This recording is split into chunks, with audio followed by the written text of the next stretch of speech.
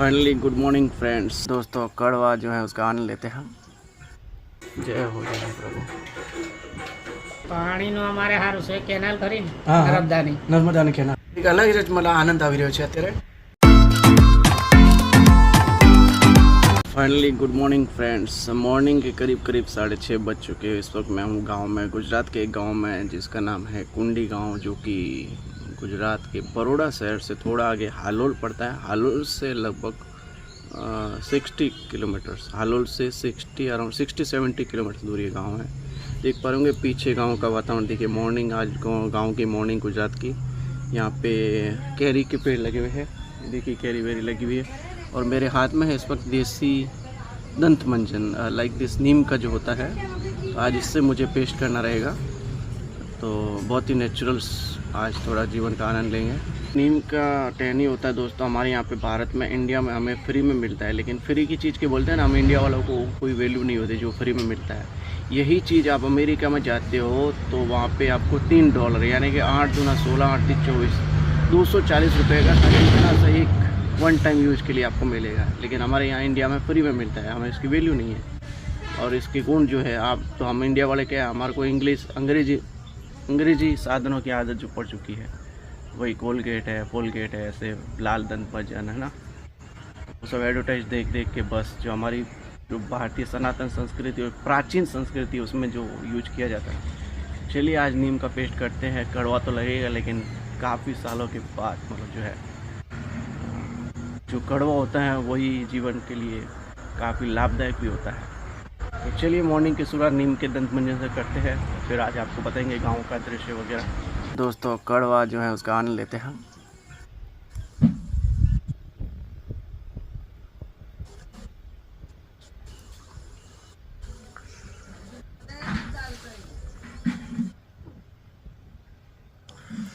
काफ़ी भयंकर कड़वा है भाई साहब।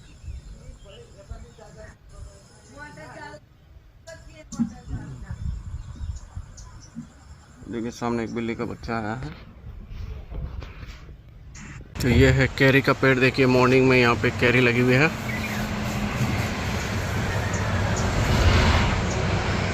और भी लगी हुई, देखिए ऊपर काफ़ी सारी कैरी। ये देखिए इस तरफ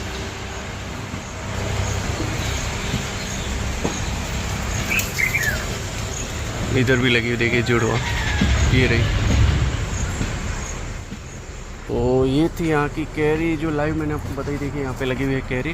उसके बाद मैं आपको एक और चीज़ बताता हूँ जो मैं भी यहाँ पे पहली बार देख रहा हूँ। चींटियाँ तो बहुत देखी है अपन ने, ब्लैक चींटी वगैरह, लेकिन ये थोड़ी बरगंडी कलर की, मैरून कलर की चींटियाँ हैं जो देखिए पेड़ पे। ये देखिए इन चींटियों का कलर देखिए भाई साहब। और कहते हैं कि ये काटते भी बड़ी ख़तरनाक है, मतलब जितनी मासूम सी ये दिखती उतनी है नहीं ये काटने में बड़ी ख़तरनाक चींटी है। ये देखिए जूमिंग में इतनी बड़ी बड़ी दिख रही है। ओ भाई साहब डरावनी लग रही है काफ़ी, मतलब कलर देखिए इनका, कलर जो है बरगंडी ब्राउन कलर की चींटियाँ है। देखिए ये दोनों आपस में लड़ गई। ओ भाई साहब आमना सामना हो गया इनका। मेरे नन्हे से प्यारे से दोस्त और छोटे से नन्हे से प्यारे से बछड़े से देखिए कितना प्यारा बछड़ा है। जय गौ माता की जय हो, बहुत ही प्यारा है। जय हो प्रभु। बहुत ही प्यारा गौ माता का जो बछड़ा है, नन्हा सा बछड़ा, मतलब मासूम सा, बहुत ही प्यारा, कितना भोला भाला है। देखिए इसको इस तरह से सहलाते हैं तो एक अलग ही मतलब जो सुकून मिल रहा है। मतलब मैंने एक सुना भी है कि भाई आपको कितना भी स्ट्रेस हो, अमेरिका के अंदर जो लोग टेंशन में होते हैं वो ऐसे गाय के बछड़े को ऐसे मतलब जो सहलाते हैं उसका 30,000 चार्ज लिया जाता है 30 मिनट का मात्र। लेकिन हमारे यहाँ भारत के अंदर फ्री में ये सब मतलब जो हमें मौका मिलता है इस तरह का, फिर भी हम उसका आनंद नहीं ले पाते हैं। बल्कि हमारी सनातन संस्कृति हमें यही सिखाती है कि गौ माता से प्यार करें। ये बहुत ही मतलब देखिए। जय गौ माता की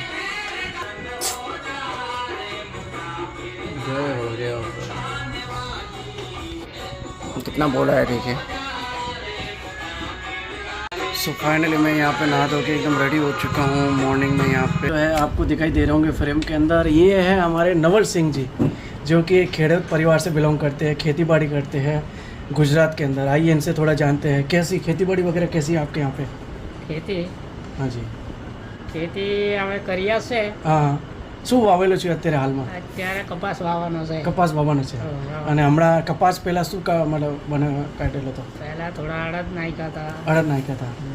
મેં પાણી કેવું છે તમારે અહીંયા? વરસાદ કેવું છે? પાણીનું અમારે સારું છે. કેનાલ ખરી ને હા, હા. નર્મદાની. નર્મદાની કેનાલ. હવે આપણે ખેતરમાં અડીને એટલે અચ્છા, ખેતરને અડીને છે.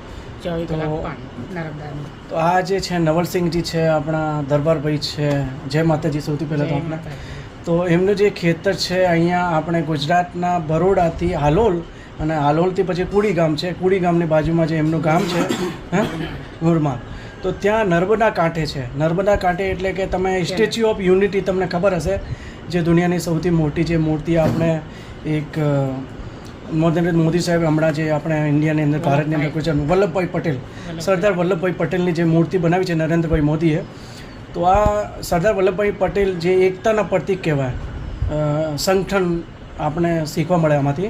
તો એ મૂર્તિ જે છે સ્ટેચ્યુ છે, સ્ટેચ્યુ ઓફ યુનિટી, એની બાજુમાં જ આપણા મિત્રનું ગામ છે અને નર્મદા કાંઠે છે.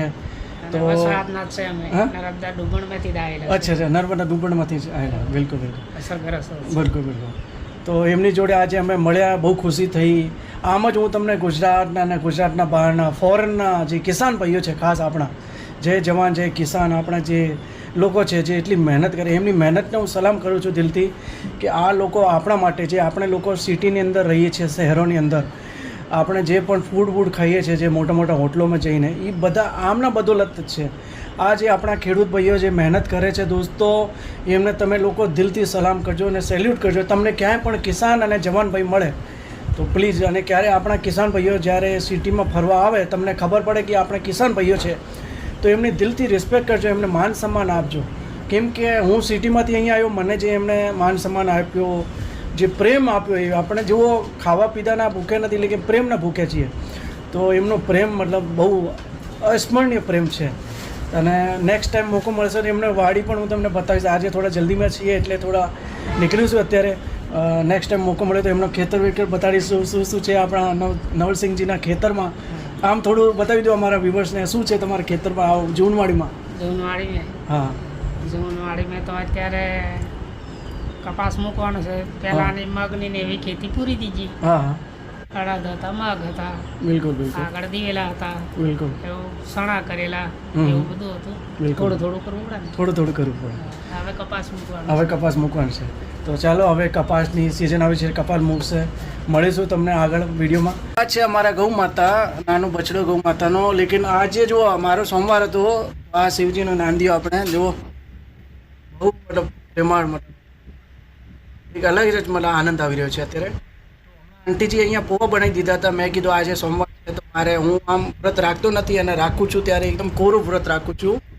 તો આંટીજી કે હવે પોવા બનાવી દીધા, અને મેં કીધું કાંઈ નહીં, હવે અત્યારે પોવા ખાઈ લઈએ. તો મેં કીધું હું એકલો ખા ન શકું. આજે પ્લેટમાં તમે આપણા જે ગૌ માતા છે એમને અહીંયા મૂક્યા હતા.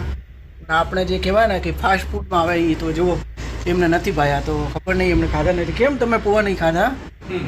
હે, પોવા નહીં ભાવતા તમને?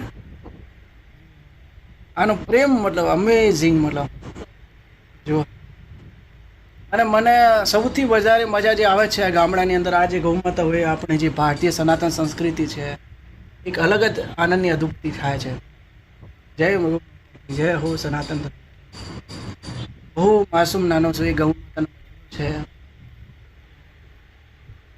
એ પણ કંઈ વિચારતો હશે એની ભાષા, લેકિન એ ખબર નહીં મને તો. બટ એ બોલવા ઘણું બધું માંગે છે. એમને પણ ઘણા બધા એવા સવાલો છે, એ મારાથી વાત કરવા ઈચ્છે છે, પણ ભગવાન આપણને સિસ્ટમ એવું બનાવ્યું કે આપણે એમની ભાષા સમજી નથી શકતા, લેકિન આપણે પ્રેમથી સમજી શકો. અહીંયા અમારા મિત્ર અર્જુનભાઈ તૈયાર થઈ ગયા છે હવે, હે ને, એ પણ આપણા કિસાનભાઈ છે. જો અર્જુનભાઈ, જય માતાજી. જય માતાજી.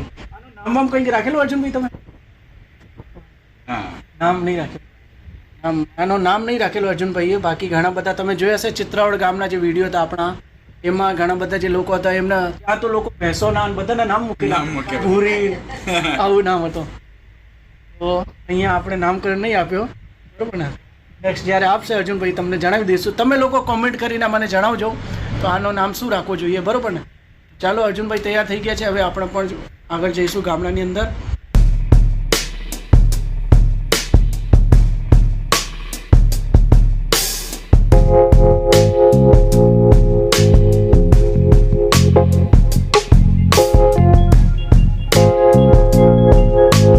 છે.